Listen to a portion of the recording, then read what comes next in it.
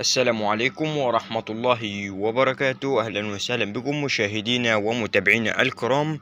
فيديو جديد، نتعرف على موعد وتوقيت القناة الناقلة لمباراة الوحدات الأردني وأهلي حلب السوري.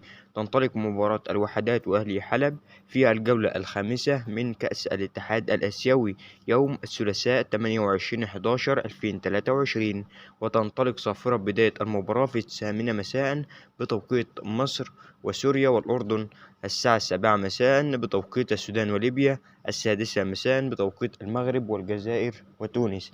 توقع نتيجة مباراة الوحدات وأهلي حلب في التعليقات، والقناة الناقلة للمباراة قناة بين سبورت 4. توقع نتيجة المباراة في التعليقات. لا تنسى ضغط لايك للفيديو والاشتراك في القناة لإصدار كل جديد.